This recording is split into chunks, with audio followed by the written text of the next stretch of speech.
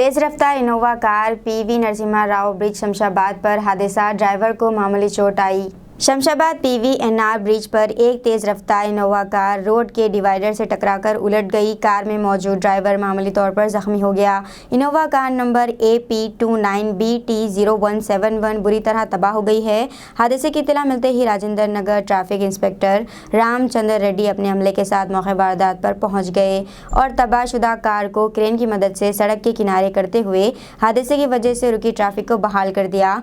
Police ने एक case दर्ज करते हुए कार के ड्राइवर को इलाज के लिए दवाखाने से रुजू कर दिया और कार को ट्रैफिक पुलिस स्टेशन मुंतकिल कर दिया।